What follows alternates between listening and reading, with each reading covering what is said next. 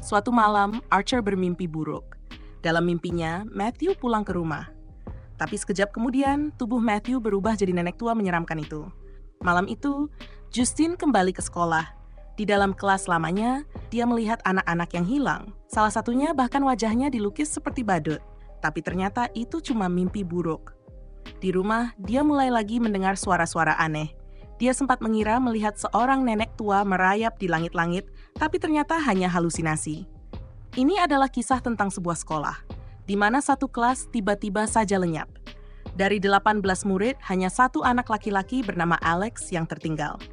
Misteri itu dimulai malam sebelumnya, tepat jam 2:17 dini hari, ketika 17 anak lainnya keluar dari rumah mereka dengan cara yang aneh dan menyeramkan. Tidak ada yang tahu kemana mereka pergi. Satu-satunya petunjuk datang dari rekaman CCTV yang menunjukkan waktu tepat mereka kabur. Polisi sempat menginterogasi Alex, tapi dia tidak tahu apa-apa. Mereka juga menanyai guru kelasnya, Justin, tapi dia juga tidak punya jawaban. Sekolah pun ditutup selama sebulan. Saat dibuka kembali, diadakan pertemuan di mana para orang tua marah-marah dan menuduh Justin, menganggap dia pasti terlibat. Lagi pula, kenapa hanya murid-muridnya yang hilang? Untuk melindungi Justin dari amarah para orang tua, kepala sekolah Marcus terpaksa memecatnya. Patah hati, Justin membeli minuman keras untuk melupakan kesedihannya. Namun, tak lama kemudian dia mulai menerima telepon-telepon aneh. Di rumah, sambil minum, dia mendengar suara di luar pintu. Saat dicek, tidak ada siapapun. Namun, dia menemukan coretan penyihir di mobilnya. Keesokan harinya, dia memohon pada Marcus agar bisa kembali bekerja. Tapi Marcus menolak, katanya para orang tua masih marah. Saat Justin bertanya soal Alex, bilang dia ingin bicara dengannya, Marcus juga menolak. Polisi sudah cukup banyak menginterogasi Alex. Mereka tidak mau membuat anak itu lebih tertekan. Kesal, Justin lalu melapor ke polisi soal coretan di mobilnya. Tak lama setelah itu, dia melambaikan tangan ke Paul, seorang kenalan lama. Mereka lalu bertemu di sebuah bar, undangan dari Justin. Dia merasa kewalahan dengan semua yang terjadi. Paul ternyata adalah mantan pacarnya, meski sekarang sudah menikah. Namun, mereka tetap saja akhirnya menghabiskan malam bersama. Paginya, Justin mengantarnya kembali ke mobilnya. Tak lama setelah itu, Justin mulai membuntuti Alex, ingin sekali bicara dengannya. Dia menekan bel di rumah Alex, tapi tidak ada yang menjawab. Jendela-jendelanya tertutup, dan lewat celah kecil dia melihat rumah itu gelap gulita di dalam. Orang tua Alex duduk diam dengan aneh di sofa. Ketakutan, Justin menelpon Marcus, bersikeras ada yang tidak beres di rumah Alex, dan mereka harus memeriksanya. Tapi Marcus malah memarahinya, mengingatkan agar dia menjauh dari Alex. Suatu hari, di sebuah supermarket, istri Paul yang bernama Donna menyerang Justin. Marah besar karena Justin sudah tidur dengan suaminya. Malam itu, Justin kembali ke sekolah. Di dalam kelas lamanya, dia melihat anak-anak yang hilang. Salah satunya bahkan wajahnya dilukis seperti badut. Tapi ternyata itu cuma mimpi buruk. Di rumah, dia mulai lagi mendengar suara-suara aneh. Dia sempat mengira melihat seorang nenek tua merayap di langit-langit, tapi ternyata hanya halusinasi. Keesokan harinya, Justin akhirnya menghadang Alex di jalan. Saat ditanya apakah dia baik-baik saja, Alex cuma menjawab, "Aku baik-baik saja." Lalu berteriak agar Justin tidak mengikutinya sebelum lari.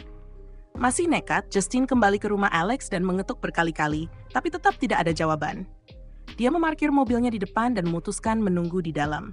Saat malam tiba, dia ketiduran. Saat itulah ibu Alex tiba-tiba keluar dari rumah. Jalannya aneh dan menyeramkan, mendekati Justin lalu memotong sehelai kecil rambutnya. Adegan lalu berganti ke Archer, ayah dari salah satu anak yang hilang, bernama Matthew. Mulai dari titik ini, ceritanya diceritakan dari sudut pandang Archer. Archer hancur karena kehilangan anaknya. Dia terus menonton rekaman CCTV malam Matthew kabur. Dia menuntut jawaban dari kepala polisi, menanyakan kenapa Justin tidak diinterogasi dengan benar. Kenapa dia masih dibiarkan begitu saja? Kepala polisi menjawab bahwa semua anak pergi dengan kemauan sendiri. Tidak ada yang memaksa. Archer lah orang yang menebar kecurigaan tentang Justin saat rapat orang tua. Dia juga yang menulis kata penyihir itu di mobil Justin. Suatu malam, Archer bermimpi buruk. Dalam mimpinya, Matthew pulang ke rumah. Tapi sekejap kemudian, tubuh Matthew berubah jadi nenek tua menyeramkan itu. Archer terbangun dengan rasa ngeri. Keesokan harinya, dia menelusuri arah lari anaknya di peta, menggambar garis.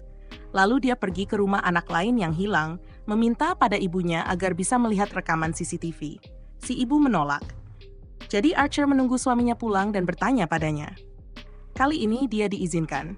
Archer mencatat dengan hati-hati arah yang diambil anak itu, lalu menggambar garis lain di peta. Dia yakin di titik perpotongan garis-garis itu, disitulah semua anak pergi.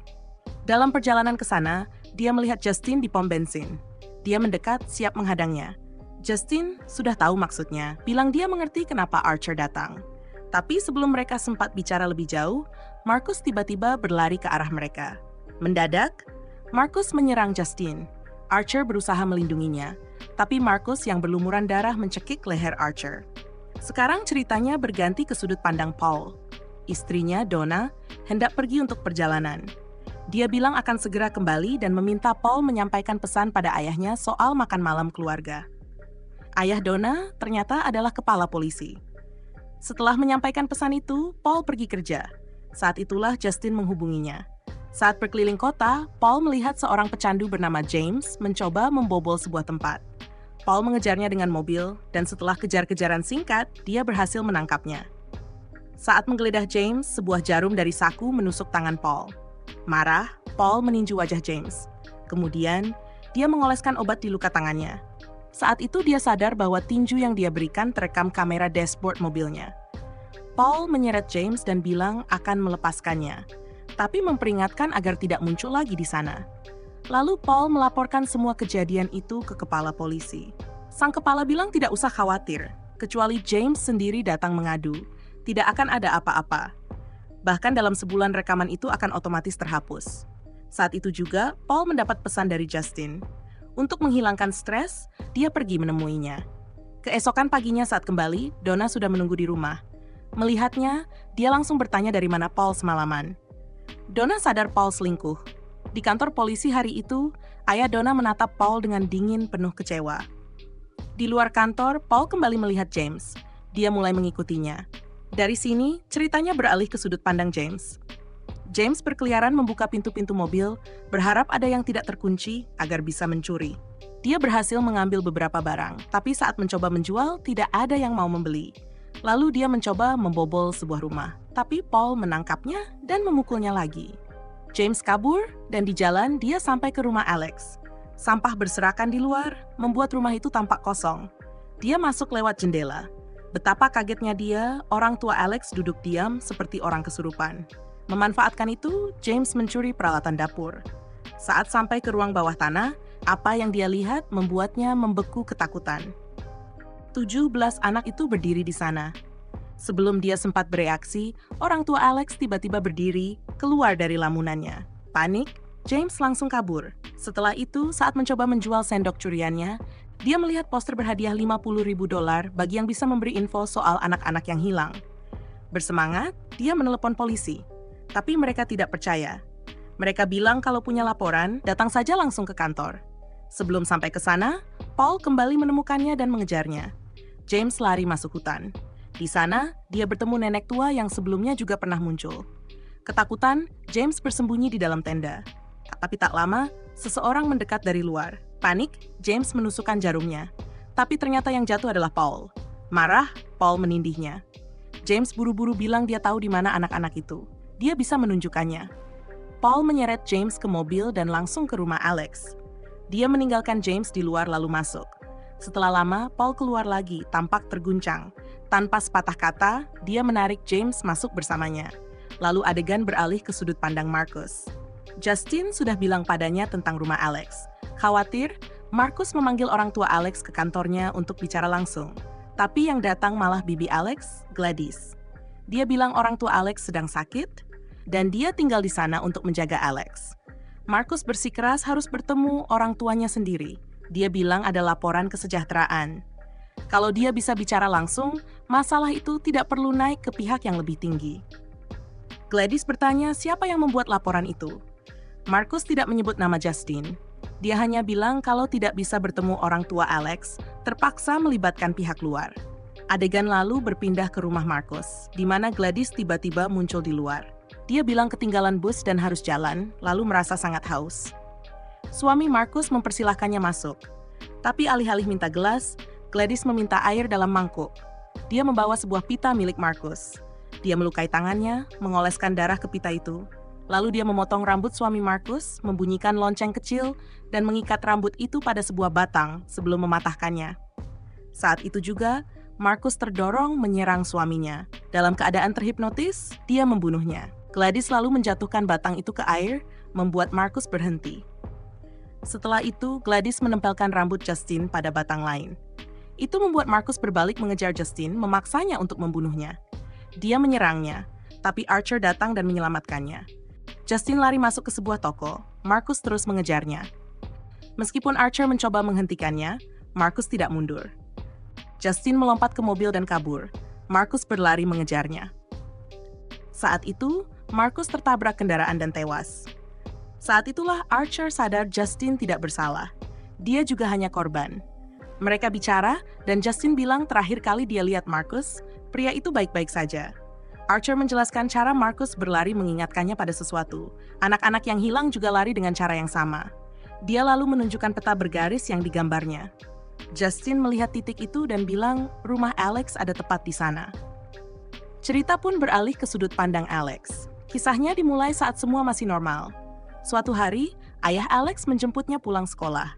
Dia bilang tante ibunya Gladys akan tinggal bersama mereka sementara. Gladys tampak sangat tua dan lemah, membawa tanaman aneh bersamanya. Dia terlihat sangat tua renta. Tapi keesokan harinya, ayah Alex tidak menjemputnya. Alex harus pulang sendiri. Sesampainya di rumah, dia lihat orang tuanya duduk kaku di meja makan. Anehnya, Gladys terlihat lebih muda dari sebelumnya. Alex mencoba menyiramkan air ke ayahnya, tapi tidak berhasil. Besoknya, tidak ada yang berubah. Orang tuanya masih sama. Gladys memperingatkan Alex agar jangan pernah memberitahu siapapun tentang dirinya. Lalu, tepat di depan Alex, dia melakukan ritual pada orang tuanya. Tiba-tiba mereka menyakiti diri sendiri. Alex mencoba menghentikan, tapi Gladys menghentikan ritual itu dan berkata, "Sekarang kamu mengerti kan? Kalau tidak patuh, ini yang akan terjadi." Takut, Alex diam saja dan pergi sekolah. Malamnya dia pulang dan atas perintah Gladys, memberi makan orang tuanya dengan tangannya sendiri. Keesokan harinya, Alex bahkan membeli makanan untuk mereka. Tapi suatu hari, Gladys kembali lemah. Dia sudah menguras energi hidup orang tua Alex, tapi itu tidak cukup lagi. Dia bilang ke Alex, besok dia harus mencuri sesuatu milik setiap anak di kelas dan membawanya. Dengan barang-barang itu, katanya, dia akan pulih dan akhirnya pergi dari rumah mereka. Demi menyelamatkan orang tuanya, keesokan harinya, Alex mencuri name tag semua anak di kelasnya. Hari itu juga, Justin menyadari sesuatu. Dia bertanya, "Alex, kamu kelihatan pendiam belakangan ini. Ada apa?" Alex menggeleng dan menjawab, "Tidak." Justin dengan lembut bilang, "Kalau ada apa-apa, kamu selalu bisa cerita ke aku." Tapi Alex hanya pergi. Malam itu, Gladys memakai barang-barang curian Alex untuk ritual. Karena ritual itu, semua anak terhipnotis keluar rumah tengah malam dan masuk ke rumahnya. Polisi menyelidiki, tapi Alex yang ketakutan tidak berani cerita apapun. Setiap kali polisi datang, Gladys menyembunyikan anak-anak itu ke hutan, jadi rumah selalu tampak normal. Sementara itu, Alex dipaksa memberi makan orang tuanya dan semua anak itu dengan tangannya sendiri. Suatu hari, dia bahkan melihat Paul berdiri terhipnotis di rumah, dengan James di belakangnya. Gladys lalu menyuruh Alex berkemas, katanya besok mereka akan pergi. Malam itu, Alex melihat Justin dan Archer di luar rumah. Mereka melihat ada mobil polisi parkir, mengira ada petugas di dalam. Paul tiba-tiba keluar rumah dan memberi tanda pada Justin agar mendekat. Justin dan Archer pun masuk. Tapi begitu Justin melangkah melewati garis garam di lantai, Paul dan James menyerangnya. Di lantai atas, ada garis garam lain di depan orang tua Alex. Saat Alex tidak sengaja melewatinya, orang tuanya langsung mengejarnya. Untuk melarikan diri, Alex masuk ke kamar Gladys. Di bawah, Justin menembak leher Paul, tapi dia tidak berhenti. Untuk benar-benar menghentikannya, Justin menembak kepalanya. Dia juga menembak kepala James untuk melindungi Archer. Sementara itu, Archer mencari ke ruang bawah tanah, berharap menemukan anaknya, tapi malah bertemu langsung dengan Gladys. Di lantai atas, Alex mengambil salah satu batang tanaman Gladys dan masuk kamar mandi. Dengan darahnya sendiri, dia mulai ritual. Di bawah, Archer yang sudah dikuasai Gladys menangkap Justin, tapi Alex menempelkan rambut Gladys pada batang itu dan mematahkannya. Saat itu juga, semua anak berbalik melawan Gladys. Dia lari, tapi mereka mengejarnya sampai ke kota, lalu menangkap dan membunuhnya. Dengan matinya Gladys, James bebas dari kendali. Tapi karena dia hanya sebentar dikuasai, dia kembali normal. Anak-anak lain tidak. Mereka hanya berdiri diam, tetap terjebak dalam keadaan aneh. Orang tua Alex juga sama. Bahkan setelah 2 tahun, mereka tidak kembali normal. Setahun kemudian, beberapa anak mulai bisa mengucapkan 1-2 kata. Dan dengan itu, teman-teman, cerita ini pun berakhir. Bagaimana menurut kalian kisah misteri ini? Tulis pendapat kalian di kolom komentar. Kalau kalian suka dengan cerita seperti ini, jangan lupa tekan tombol like dan subscribe supaya kalian tidak ketinggalan film-film seru lainnya.